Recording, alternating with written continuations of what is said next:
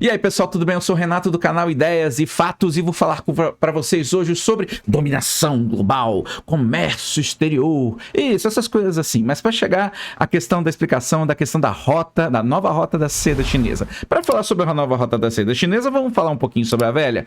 Primeiro de tudo, eu quero falar alguma coisa com vocês. O comércio mundial sempre existiu a partir do momento que se entende como comércio. Existiram vários players nesse interligação entre o Oriente e o Ocidente, foram eles os fenícios, cartagineses, romanos e persas, sempre no intuito de facilitar o comércio entre os dois lados. E uma coisa que vocês têm que ficar bem focados: quem domina as rotas comerciais domina o mundo. Socialistas, pirem. Isso é coisa de milhares de anos antes de Cristo, já era assim. Não é uma invenção recente não, tá certo? Então, a gente pode começar, por exemplo, com uma das primeiras rotas mapeadas, que foi em cima da Estrada Real Persa, por volta de 530 a.C. a 330 a.C.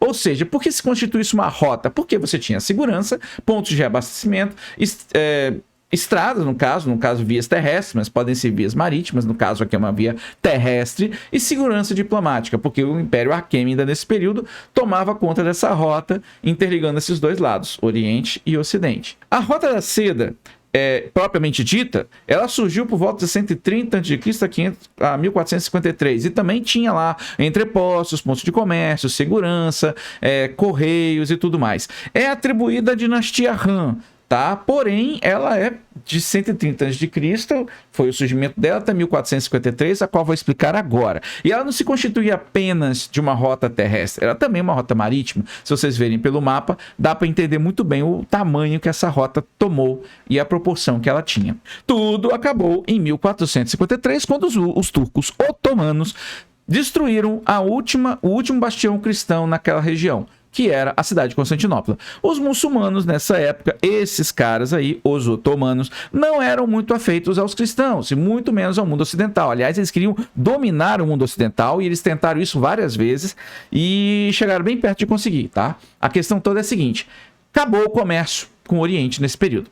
Até pelo tamanho das taxas, os índices de taxa que esses caras colocaram, inviabilizou o comércio. Aí, do nada, os Tugas apareceram, né? E conseguiram, em 1498, chegar até a Calicut, perto da Índia, se vocês verem aí o mapa. Veja bem que para fazer essa rota valer, eles também tiveram que construir fortes, feitorias, fizeram novos caminhos até de estradas, bases diplomáticas para conseguir fazer o comércio fluir dessa região.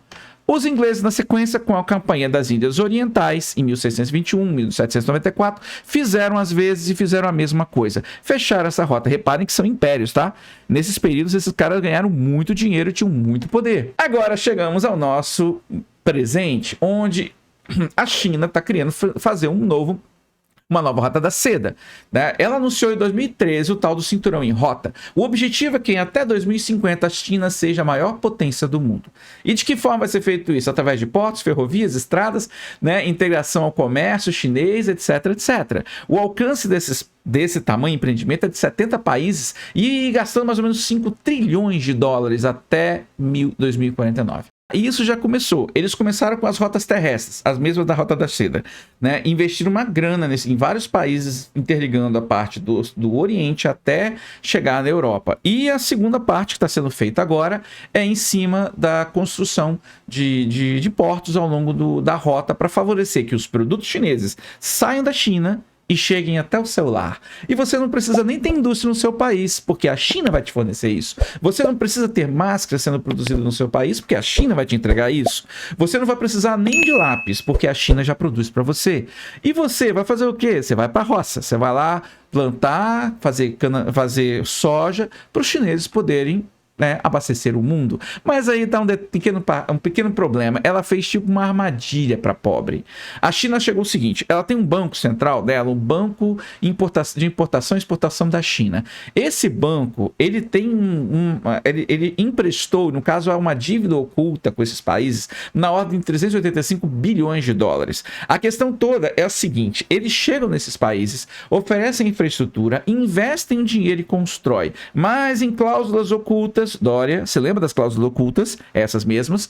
Então, no final, esses países ficam com dívidas impagáveis. Eles têm que arrendar, no caso, essas propriedades para a China e passa a ser uma propriedade chinesa. Posso botar uns exemplos aqui como Uganda, 200 milhões em um aeroporto, Entebbe, que tá uma luta. Por quê? A China quer de volta o aeroporto. É deles agora porque tá no contrato, cláusula oculta. Tá certo? 99 anos de cedição do aeroporto. Passa a ser uma propriedade chinesa. O Sri Lanka, $1 bilhão em um porto. O porto de Hambantota. 99 anos, o Sri Lanka vai ter que deixar o porto sendo administrado. E as nossas privatizações? Vamos ficar de olho, né? Agora vem a outra parte, a parte do poderio naval. Porque toda potência dessas que eu te falei ao longo do tempo tem que dominar através da força também. Tem que botar um porta-aviões na porta do adversário, na porta daquele que questiona. Tem que colocar, então, alguma pressão militar para conseguir seus objetivos. E a China tem feito isso. Investiu milhões para fazer uma frota enorme, tão grande quanto os Estados Unidos e com vários porta-aviões. Agora, por exemplo, eles estão com uma base na África, já pegaram umas ilhas que eles mentiram, tá? Eles falaram que as ilhas eram só para turismo, para controlar um pouquinho as coisas que estavam acontecendo naquele mar, mas aí fizeram o quê? Transformar em bases navais. Eles passaram a perna nos acordos internacionais e entram na zona de comércio dos outros países. Projeção de poder. Aqui, a América Latina está nesse nível, né? Eu vou botar isso em outro lugar para vocês darem uma olhada, né? Nós também estamos nessa rota e a gente tem esses países aí, ó. Antigua, El Salvador, Bolívia, Jamaica, Panamá, Costa Rica, todo mundo com acordo com a China nesses mesmos termos. E eles estão doidos para botarem a mão no Brasil. Ah, e detalhe, tá? A Argentina, ela tem umas duas bases lá, uma delas é uma base chinesa que os argentinos não podem nem entrar por causa das letras miúdas de contrato. Como ficamos então, meus amigos? Olha só, atentos e de barba de molho, tá? O cenário mundial não tem gente boazinha. A China nunca trabalha com toda a verdade. Dória, você lembra? Aquele acordo secreto? É isso aí, cara. A China não gosta de acordos internacionais porque ela... Veja a questão das ilhas artificiais. Ela invade, né, os tratados internacionais porque ela não acha que eles são de acordo. Para o chinês, o principal é o chinês. Pronto. Tá?